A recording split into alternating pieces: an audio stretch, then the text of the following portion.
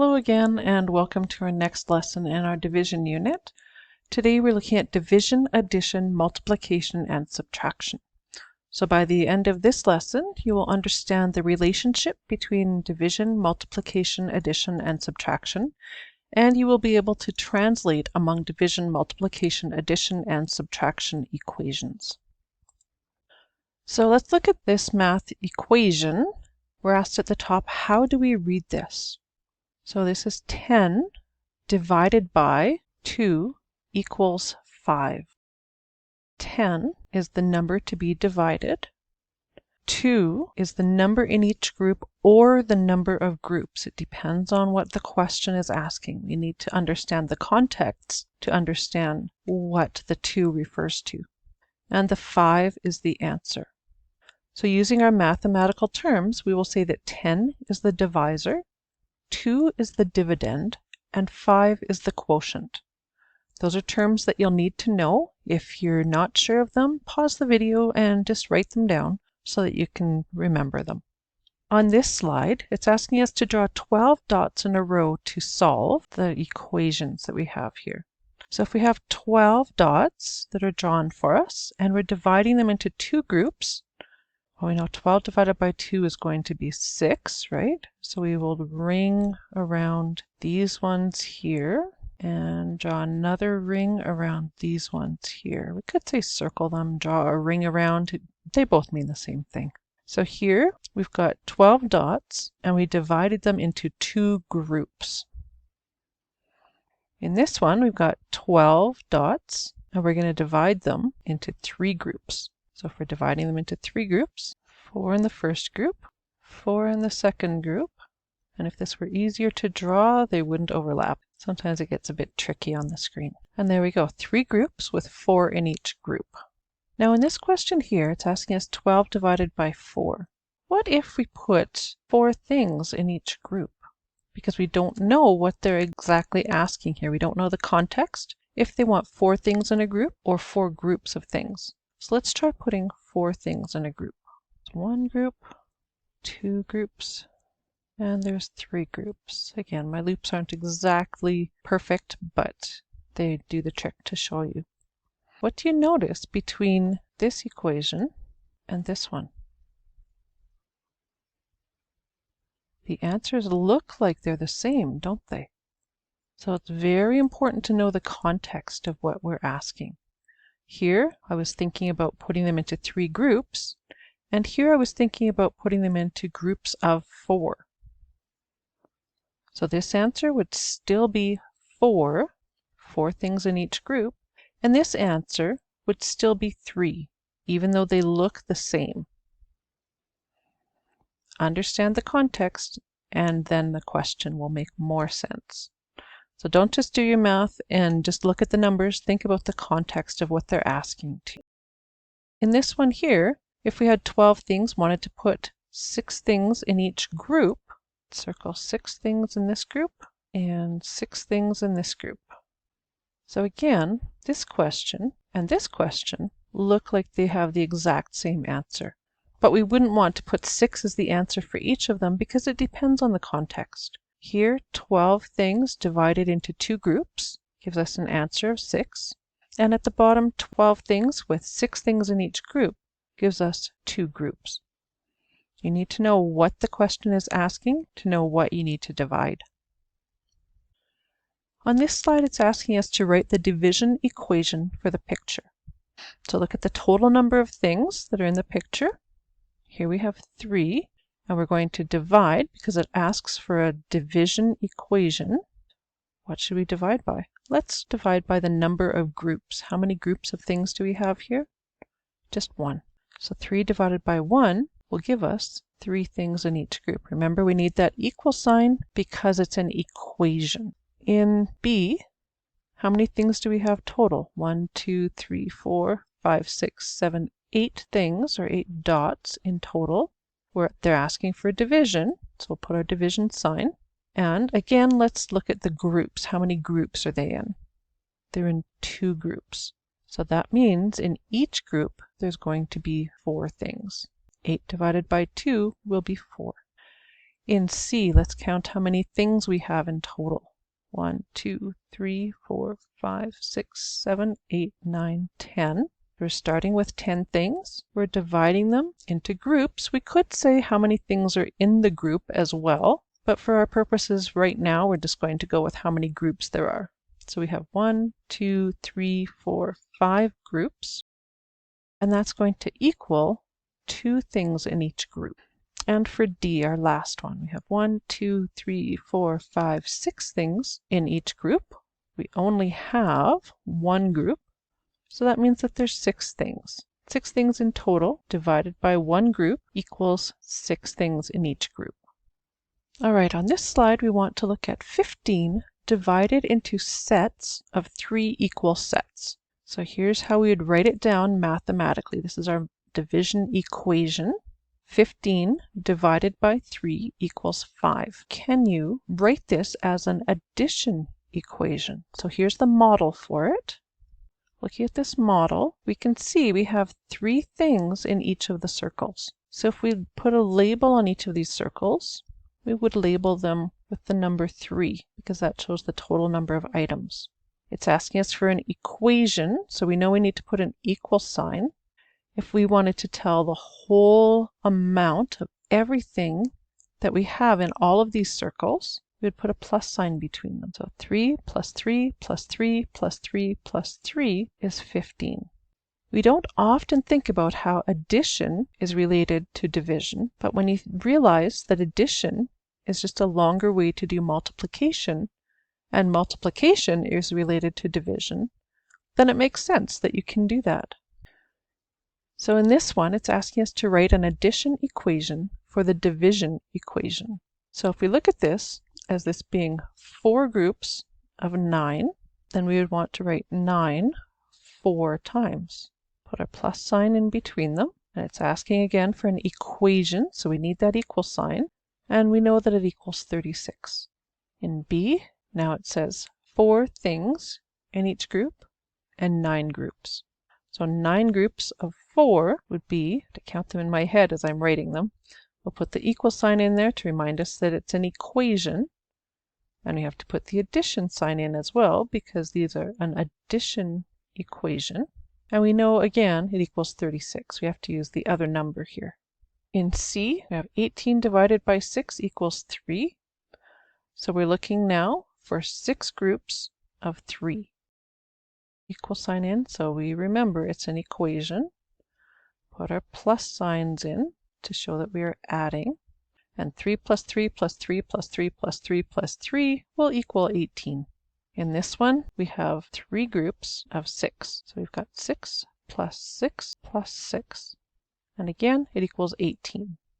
So that's how we can write an addition equation for each division equation. And now we're going to do the reverse. So we're going to draw a picture and write a division equation for the addition equation. For A, how many groups do we have? We've got 1, 2, 3 groups. So we'll draw 3 circles. And in each circle, or in each group, we have 4 things. So we'll draw 4 things. So now, if we look at the model, or the picture, we have 12 things that we divided into 3 groups, which gave us 4 things in each group. In B, we have 1, 2, 3, 4, 5 groups. So we'll draw those circles. And notice they're not quite as big as the ones that I drew for A because I knew I only had to draw 2 things in them. So I knew I could make them a little bit smaller. So now, in total, we have, let's count this, 2, 4, 6, 8, 10 things all together. We're going to write the division equation.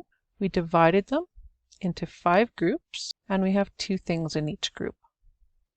We could say that we divided them into groups of 2, and so we have 5 groups, and that would work as well. But this is just the way that I chose to do it.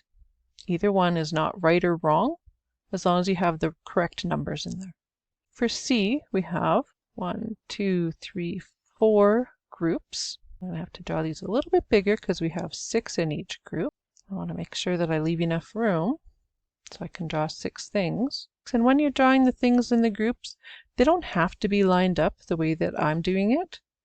You can draw them randomly as well. I just find it's easier to see what you have when you draw them in a bit of a pattern. And notice my groups are not perfect either, because that part doesn't matter right now. What matters is that we have the correct distribution of things and the correct number of groups. So we have here a total of 24 things, and we divided them into 4 groups, and we have 6 things in each group. For our last one here, we have groups of 3. How many groups of 3 do we have? Let's count them. 1, 2, 3, 4, 5, 6, 7. So we've got 7 circles to draw, and there's 3 things in each group. And you also don't always have to use dots in your circles. I just find it easiest to draw dots. You could do sticks or X's or whatever shape you want. As long as you're able to see what it is and you're not getting confused, it's up to you. So for our division equation, we've got 21 things divided into 7 groups, and that gives us 3 things in each group. Now let's look on a number line and see how this works. We can write the division, addition, and multiplication equations for this number line. So let's start with the division equation first. We know we want to start with the biggest number, which is 14. So we will say 14, and we're going to divide it into the number of jumps we have. So we have 1, 2, 3, 4, 5, 6, 7 jumps. So 14 divided by 7 jumps equals a jump of 2 spaces every time. And again, if you see it the other way, 14 divided by 2 equals 7. That's also a correct division equation for this number line. So I wouldn't mark that wrong. If I thought of 14 divided by 7 equals 2, and you thought of 14 divided by 2 equals 7, they're both equally correct. Looking at the addition question now, how much are we adding each time? Yes, each jump is 2, so that's what we're adding each time. So we're going to add 2. How many times are we going to add it? 7, yes. And we know we stop at 14, so we know that that will equal 14. Now for this particular question, if you said 7 plus 7 equals 14, that one I would have to mark wrong, because this doesn't show us a jump of 7. It shows us a jump of 2. So think about what you're writing down before you get it written down. And now if we look at the multiplication question, we know that that's pretty easy. We've counted that there's 7 jumps, or 7 times we've jumped 2 spaces, and we've ended at 14. Now for B, here we only have 2 jumps. So again, we're ending at 14. So we'll start with 14 for the division equation. So if we have 14 divided into 2 jumps, then it equals 7. And if you said 14 divided by 7, again, I can't mark that wrong because you just saw it a different way than I did. But let's look at the addition one now. Could we write 2 plus 2 plus 2 and so on? No, we can't, because we're not jumping 2 spaces now. Now we're jumping 7 spaces. So it needs to be 7 plus 7 2 times, because we've got 2 jumps, equals 14. And we know that the multiplication would be a jump of 7 2 times, which equals 14. You could also write that as 2 jumps of 7 equals 14, and that would be correct as well. So you can write them either way when it comes to those division and multiplication, but the addition you have to be more careful with. In this one, it's asking us to change the addition equation to a multiplication equation. So now we're going from addition to multiplication. So now we know we have, if we're thinking about the number line, we'd call them jumps, or we could call them groups of 2. And how many times? 4 times equals 8. In this one, we have groups of 3. How many groups of 3 do we have? So we could say we have 5 groups of 3 will equal 15. How many do we have here? We have 6 groups of 4. So 6 times 4 will equal 24. On this slide, we have 2 arrays that look exactly identical. So let's look at how can we group the dots to show that 3 sets of 4 is the same as 4 sets of 3. Well, we can see that they're in rows and columns, right?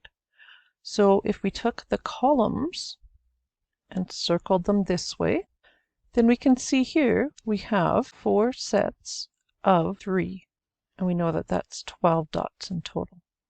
But if we take the ones over here and we circle them the other way, then that will show us 3 sets of 4. So like I was saying on the last slide, if you write 4 times 3, it's the same thing as 3 times 4. You'll get the same answer. The only thing you have to watch is how the question is set up.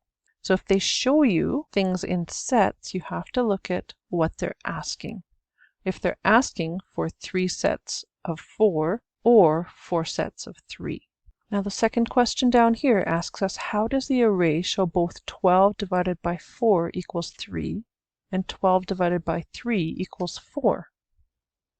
Well, for 12 divided by 4, here we have 4 groups, right? So this one could show us 12 things divided into 4 groups equals 3 in each group. Or you could say, because it doesn't tell us if they're asking for groups or things in each group, we could say that it also shows us 12 things divided into groups of 3 equals 4. So both of those will show either one of those equations. You have to be aware of what the question is asking. If it wants you to tell them how many things are in the group, or if it wants you to tell them how many groups there are. Looking at this slide, it's got 20 divided by 4, and we want to know what the answer is. We see that the number line ends at 20, and we're going to divide them into groups of 4. So that means we're going to jump from the 0 to the 4. From the 4, 4 more will be 8, 4 more will be 12, 4 more is 16, and 4 more gets us to 20.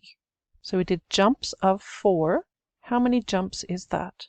5 jumps. So 20 divided by 4 equals 5. So then we know that if we jump 4 spaces 5 times, it will equal 20. Now, can we write a repeated subtraction sentence for the division?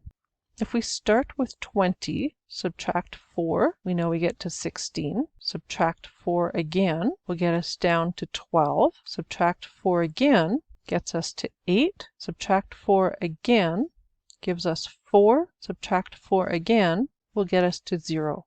So how many times did we subtract? 1, 2, 3, 4, 5. And that's exactly what we have up here, is 5. If we take 20 things and subtract 4 each time, it takes 5 times to get to 0. Let's look at 32 here. If we start with 32 and subtract 4, what are we going to end up with? Do you think that will get us to 0? Well, let's count it backwards and see. 32 minus 4 will be 28. Let's just put that down here to keep our thinking straight. 28 minus 4 will be 24. 24 minus 4 will be 20. 20 minus 4 is 16. 16 minus 4 is 12. 12 minus 4 is 8. 8 minus 4 is 4. And 4 minus 4 is 0. So that gets us back to 0. For C, we have 42, and now we're going to subtract 6 each time. And how many times do we need to do it? 7 times, yes. So let's put our equal sign there. And 42 minus 6 will be 36. 36 minus 6 will be 30. 30 minus 6 will be 24. 24 minus 6 will be 18. 18 minus 6 will be 12. 12 minus 6 will be 6. And 6 minus 6 will be 0. So again, we get back to 0. So that's how we can relate subtraction to division, taking away a group of things each time. This one here asks us to write this equation that we've got down here as a repeated addition equation, 2 multiplication equations, and 2 division equations. In this example, the brackets have the same value. So 2 plus 5, 2 plus 5, 2 plus 5, they're all the same value. So if we want to write it as a repeated addition, 2 plus 5 we know is 7. So we'll put a 7 above there, a 7 above there, and a 7 above there.